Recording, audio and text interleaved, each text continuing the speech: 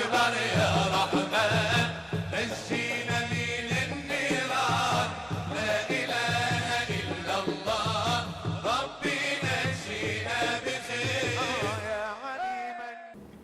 Bismillahirrahmanirrahim. Em nome de Deus, o Clementíssimo, Misericordiosíssimo. Muito obrigado a você, amigo telespectador, amiga telespectadora, por mais uma vez nos presentear com a sua audiência, com o seu prestígio, com a sua atenção. As informações que a gente procura trazer sempre a você sobre a religião islâmica e também assuntos de ordem política, econômica, social que tenham relação com o Oriente Médio. A última sexta-feira foi uma sexta-feira muito importante para os muçulmanos, porque foi a última sexta-feira do mês sagrado de Ramadã. Estamos chegando já ao seu final. E a última sexta-feira do mês de Ramadã foi consagrada pelo imam Ruhollah Musawi al-Khomeini, o imam Khomeini, como é mais conhecido no Ocidente, o líder da Revolução Iraniana, como o Dia Internacional de Al-Quds. Al-Quds, que é como nós nos referimos em árabe, a cidade santa, a Jerusalém. Para debater a questão palestina, a importância do Dia Internacional de Jerusalém e a centralidade da demanda palestina, da questão palestina, nos conflitos do Oriente Médio e até além, trouxemos hoje no nosso programa um querido amigo, irmão de luta, nosso companheiro Walid Rabah, que é membro da Federação Palestina no Brasil, um descendente de palestinos e um profundo conhecedor da situação em que vive o povo palestino. Assalamu alaikum, Walid, seja bem-vindo, é um grande prazer tê-lo no nosso programa. Alaikum salam, nosso irmão Omar Nasser, bem como todos aqueles que assistem esse programa, todos aqueles que interagem. É um prazer estar aqui mais uma vez, especialmente para falar de Jerusalém. Perfeito. Nós tivemos um espaço importante da mídia, ocupada alguns dias atrás, algumas semanas atrás, lembrando 70 anos do que para nós, eu digo para nós, muçulmanos, cristãos, católicos, ortodoxos, umbandistas, judeus, para nós, descendentes de árabes, de libaneses, palestinos, alemães, italianos, enfim, para nós, pessoas de bem, é uma data que marca uma tragédia, que marca uma situação de penúria, de perseguição, de opressão e até mesmo de limpeza étnica contra os palestinos. Só que a mídia não enfocou a questão dessa maneira, abordou a chamada independência de Israel, em 48. O que representou 1948 para os palestinos, Walid?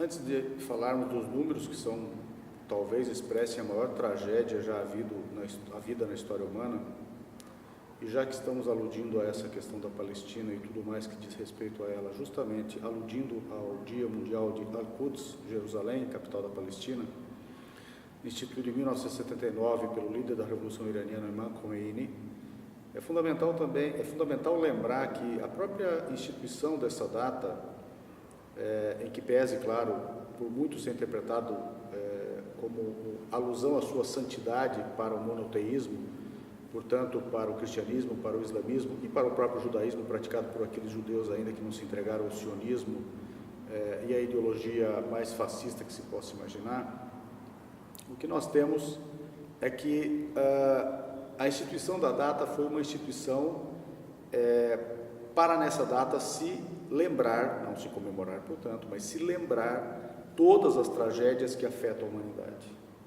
Isso, inclusive, lendo a vida do Ayatollah Khomeini, é possível detectar que era desejo dele que nessa data fossem lembradas todas as opressões, todas as lutas contra o imperialismo e contra o colonialismo e contra todas as formas de subalternização impostas pelo imperialismo, especialmente aquelas impostas a pretexto de suposta inferioridade racial, étnica ou mesmo religiosa, que na verdade visa a desigualdade racial. Então, nessa data, nós não lembramos apenas, portanto, a santidade dessa cidade e do monoteísmo ligado a ela, de Jerusalém, nós lembramos e temos que lembrar do espírito do fundador dessa data, do instituidor dessa data, do inspirador dessa data, que ela é uma data para lembrar Jerusalém como um símbolo para toda a humanidade da luta e da perseverança pelo bem, pela justiça, pela paz, pelo direito dos povos, o direito das pessoas, consequentemente contra todas as formas de opressão, contra o racismo e contra o apartheid que segue vigindo em um único lugar do planeta, por acaso a Palestina. Vamos falar rapidamente da tragédia então, quer dizer, até porque se formos falar tudo precisaremos de quantos dias, né? Perfeito. Mas grosso modo é nessa data que Jerusalém se autoproclama Estado. Nem mesmo a ONU instituiu esse Estado.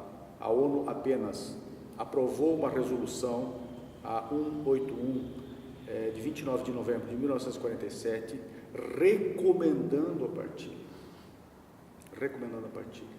Isso em 29 de novembro de 1947. De lá para frente, Israel começa a invadir pequenas cidades, pequenas aldeias, pequenas vilas, quase todas elas de população afastada de centros maiores, quase toda ela, ou talvez toda ela, absolutamente camponesa e absolutamente desarmada, e começa a matar essas pessoas, expulsar essas pessoas e difundir o que vinha acontecendo, com vistas a que essas pessoas saíssem, fugissem e depois fossem impedidas de voltar. É o início da limpeza étnica, já prevista num dos planos que depois veio a público, dos sionistas, dos judeus europeus que vinham para a Palestina, chamado Dalet, a letra D em hebraico.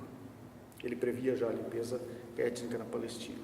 E de lá até 15 de maio de 1948, quando, lamentavelmente, em vistas do encerramento do mandato de protetorado dado à Inglaterra pela antiga Liga das Nações, ou Sociedade das Nações, os britânicos, alguns dias depois venceriam o mandato, se retiram unilateralmente, sem garantir nenhuma segurança aos povos originários, basicamente o palestino, que era desarmado, tendo permitido que os israelenses, à época ainda não israelenses, mas as bandas terroristas judaicas se apropriem de todo o armamento moderno e tendo elas treinamento e em maior número totalmente armada, se apodere de todo o território, expulsando os palestinos de ali em diante, a partir de 15 de maio especialmente. Mas tem um elemento muito mais importante do que isso tudo. Em 19 de abril, para detectar que a limpeza étnica estava programada, em 19 de abril de 48, uma cidadezinha muito pequena chamada Deir Yassin, toda ela de camponeses e toda ela desarmada, palestinos, claro, é invadida por esses terroristas judeus europeus e toda a sua população é morta. Ninguém encontrado ficou vivo. Todos foram mortos, homens, mulheres, crianças, cães, gatos, tudo foi morto. Não, mas peraí, você falou em terrorismo judaico, então o terrorismo não começou com o Hamas? Absolutamente, o Hamas é muito recente, o Hamas é uma criança e é produto, na verdade, dessa opressão toda. E essa aldeia de Deir Yassin, portanto, inaugura a limpeza étnica antes mesmo da autoproclamação de Israel Estado e antes mesmo da potência mandatária colonial, a britânica, sair dali. Então, há um conluio, em primeiro lugar, e em segundo lugar, a limpeza étnica começa muito antes. Já estava programada, já começa. Detalhe muito importante, estamos falando de Jerusalém. Esta pequena cidade de Deir Yassin está às portas de Jerusalém e no distrito de Jerusalém, o que quer dizer que o primeiro ato provavelmente seria, e passou a ser a partir daquele momento, a integral limpeza étnica de Jerusalém.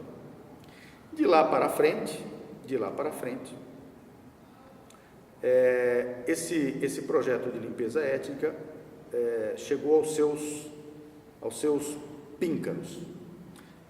Entre esta data de Deir Yassin, 19 de abril de 48, até mais ou menos início de 1949, foram 774 cidades e povoados palestinos ocupados, para um lugar muito pequeno, 21 mil quilômetros quadrados, 27 mil quilômetros quadrados, ou seja, aproximadamente 1/8 do Paraná, apenas.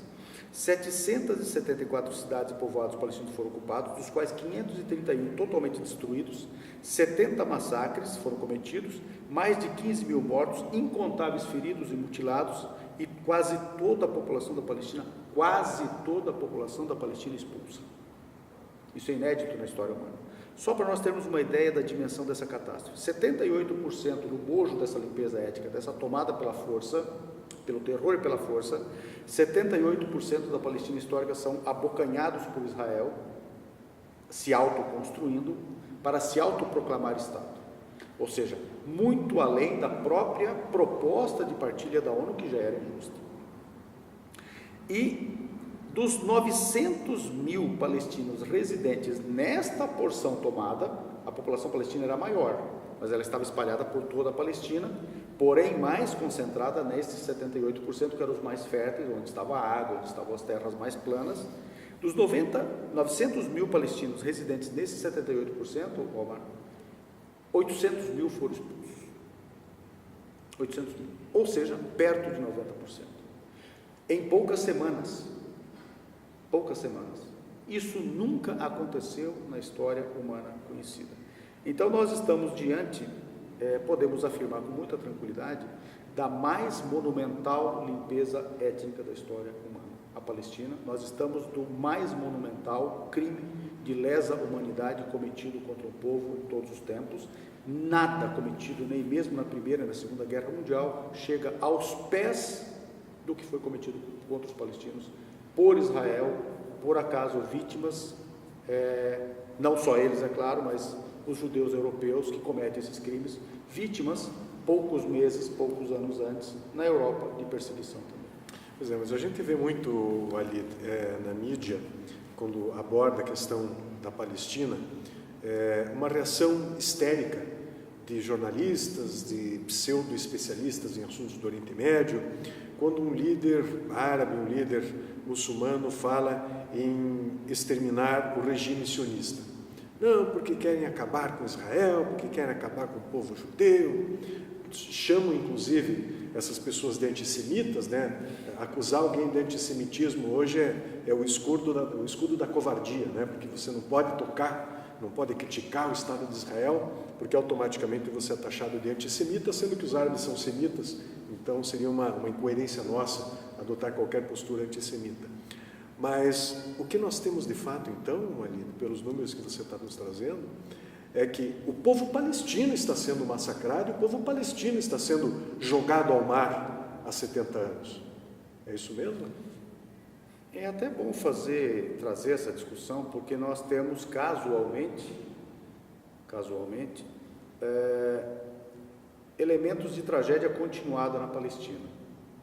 Em primeiro lugar, Gaza, por exemplo, hoje sitiada há 11 anos, literalmente sob reclusão, hermeticamente fechada, pelo regime sionista, e já vamos chegar ao regime sionista. Nós temos o maior campo de concentração jamais concebido na história humana.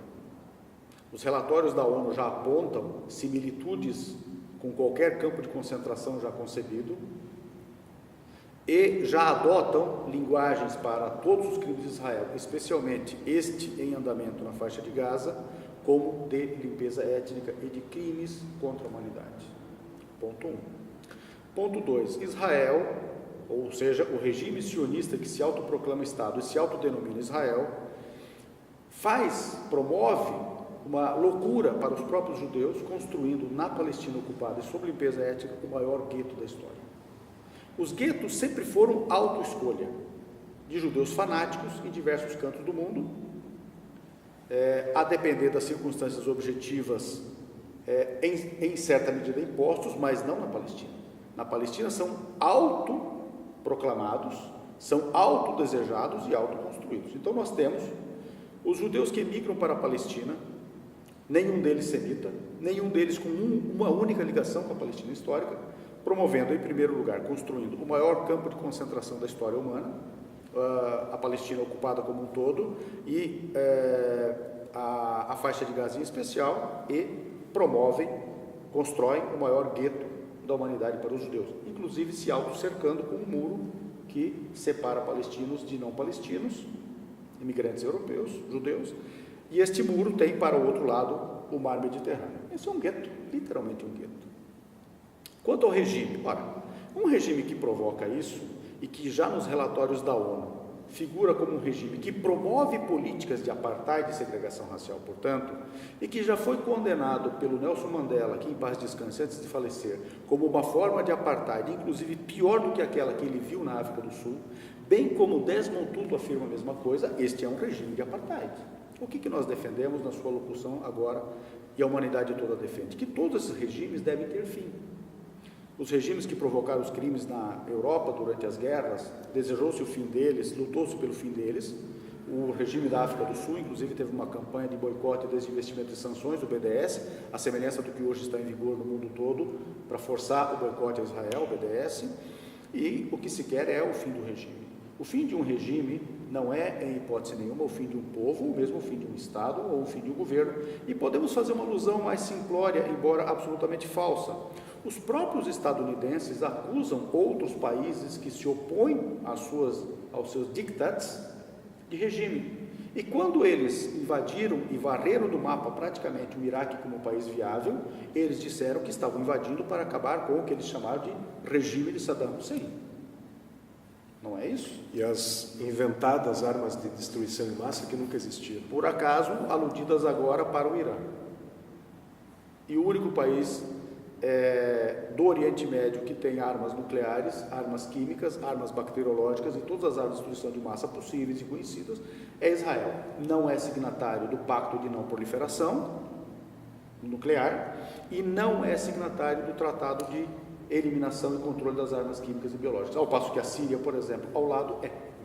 E além de todo esse problema do seu armamento de destruição em massa, Israel tem uma elite política absolutamente enlouquecida, não é, que acha que tem um mandato divino sobre a Palestina e perpetra essa política de limpeza étnica e terrível que assassina mulheres, crianças, como vimos recentemente aí nos protestos na faixa de Gaza, as pessoas portando bandeiras, exigindo a retirada da potência ocupante e os soldados israelenses se divertindo do outro lado da fronteira, atirando, fazendo tiro ao alvo nas cabeças de crianças e mulheres. Eu só gostaria, Walid, de aproveitar essa oportunidade em que você muito bem citou a questão do desinvestimento, né? As campanhas de boicote e desinvestimento, a atitude magistral, solidária, louvável, extraordinária da Associação de Futebol Argentina, que atendeu aos apelos de boa parte da população do país,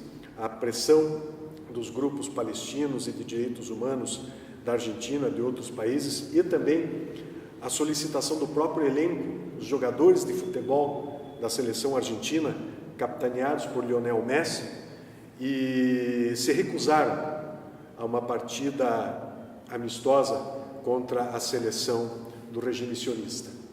Então, aqui do Brasil, gostaríamos de enviar uma saudação especial, não é? A Associação de Futebol Argentina, também a todos os jogadores de futebol da Argentina e a população da Argentina por essa demonstração de solidariedade, de humanidade. Né? Eu tenho certeza que o Walid é meu companheiro nessa saudação aos nossos irmãos argentinos, então uma atitude muito louvável e que nos deixa muito orgulhosos e muito emocionados. É bom lembrar que a Argentina é um dos países que tem uma das maiores presenças de população professante do judaísmo. Aqui no continente americano, ela só é menor do que a residente nos Estados Unidos. E ela, comparado com os países europeus, a comunidade judaica residente na Argentina só é menor que a francesa. Então, não é um país que desconhece a convivência com homens e mulheres professantes do judaísmo. E não é um país também que seja inimigo de Israel. Pelo contrário, embora não tenha votado pela partilha, pela recomendação da partilha em 1947, foi um país que logo em seguida reconheceu e passou a manter relações com Israel, reconhece como Estado soberano, troca alegações diplomáticas e passa a ter relacionamento. O que motivou a Argentina, bem como os seus jogadores, a promover esse boicote, o cancelamento desse jogo, são os crimes cometidos hoje na Palestina, especialmente em Gaza, em que forças absolutamente poderosamente armadas, pela primeira vez, eles já faziam isso, mas pela primeira vez eles têm ordens expressas para que snipers, atiradores de elite, atirem para matar, sem que haja perigo iminente, sequer perigo iminente, ainda que fantasiado. Atirem para matar. E mais um detalhe: começaram a utilizar munição que necessariamente, se não mate, mutile. Ou seja, estão inabilitando toda a população palestina para até daqui a 1 ou 2 décadas, ou seja, uma nação palestina, pelo menos aquela parte dela que está hoje em Gaza, e obviamente que eles vão aplicar isso depois em toda a Palestina, ou ela vai ser morta, ou ela vai ser inabilitada para a vida normal.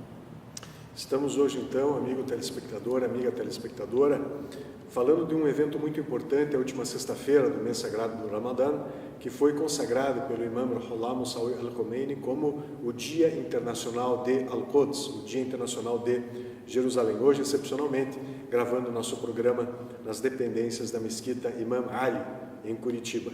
E trazemos com o nosso irmão Walid, então, informações, situações, fatos, aos quais certamente você não tem acesso, né? Então é muito importante. Por que nós trazemos essa questão hoje? Por que o imam Khomeini consagrou esse dia tão importante, a última sexta-feira do mês do Ramadã, à questão palestina? Exatamente para isso, para suscitarmos o debate, para trazermos a informação, para trazermos o esclarecimento, porque a mídia retrata apenas a reação, a situação dos palestinos, esses foguetes que pouco mais são que rojões, com capacidade ofensiva baixíssima, são a reação desesperada de um povo que há 70 anos é ocupado, colonizado, massacrado, assassinado.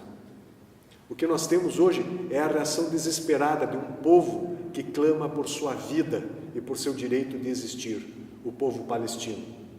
E não venham dizer os sionistas, judeus ou cristãos, porque existem também os cristãos sionistas, e hoje no Brasil, cada vez mais, de maneira mais explícita, manifestando o seu sionismo, dizer que é assim porque Deus quer, porque nem mesmo os judeus, os verdadeiros judeus, acreditam nisso.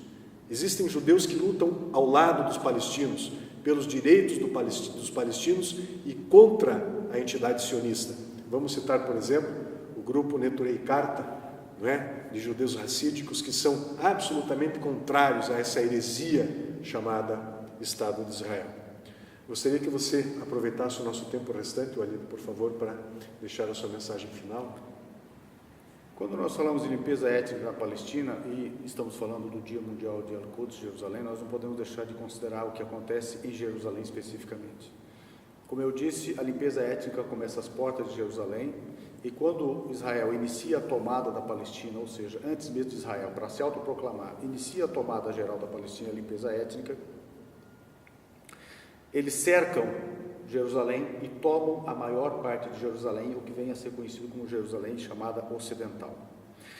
Bem, de lá para cá, o que o regime sionista que se instala promove contra a cidade de Jerusalém? De 48 até 67, mais ou menos, eles expulsam, no exato momento de 48, 98 mil palestinos da parte tomada, ou seja, praticamente a totalidade dos palestinos são expulsos dessa parte de Jerusalém tomada. Depois de 67 para frente, quando eles tomam a parte oriental de 67, eles expulsam mais 67 mil.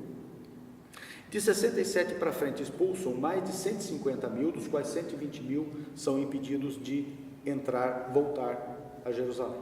Ou seja, praticamente a despalestinização, automaticamente a descristianização e a desislamização da Palestina, e inclusive colocando em seu lugar exclusivamente, quase que exclusivamente judeus importados, estrangeiros, racistas, e não mais aqueles que historicamente habitaram a cidade, que nada mais são do que palestinos que mantiveram-se professando o judaísmo. Outro detalhe muito importante de nós asseverarmos é que, coincidência ou não, a esmagadora maioria dos crimes contra os palestinos são cometidos em épocas muito caras às espiritualidades, tanto muçulmana quanto cristã. Mas, ultimamente, especialmente as cristãs. Parece um desejo do sionismo de ofender o cristianismo.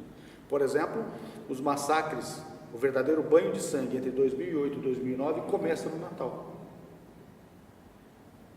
E prossegue até quase finais de janeiro, com um banho de sangue que matou milhares de pessoas e feriu e mutilou dezenas de milhares de pessoas e destruiu 40% de todas as habitações, fábricas, comércios da Palestina, de Gaza. Agora, eles começam o massacre na sexta-feira, na lembrança do 30 de Dia da Terra, 30 de março, e que, aliás, 15 de maio,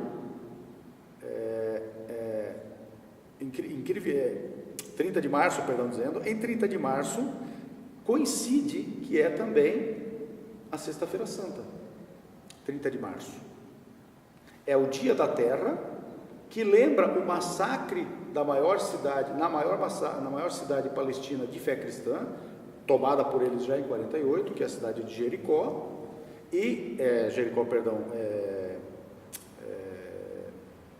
Nazaré, e a cidade de Nazaré, em 76, sofre um massacre, confisco de milhares de hectares de terra, e nessa manifestação eles massacram, prendem, mutilam, etc., matam, inclusive, e de lá para cá, de 76 para cá, 30 de março é uma data sagrada, uma data quase sagrada, lembrada como Dia da Terra para os palestinos.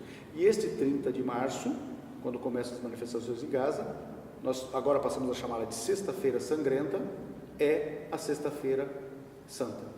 Então é incrível como os sionistas odeiam tudo que diga respeito à santidade da Palestina. Walid, muito obrigado mais uma vez por sua presença no nosso programa. Fazemos um convite a você, amigo telespectador, amiga telespectadora, para que busque mais informações, subsídios na nossa página na internet, um site totalmente reformulado, muito mais agradável, o www.ibpr.com.br. Muito obrigado, Walid. Estamos sempre de braços abertos para recebê-lo aqui e esperamos que os palestinos finalmente conquistem o seu direito. Wassalamu alaikum, que a paz esteja convosco. Salawatun, salawatun, salawatun.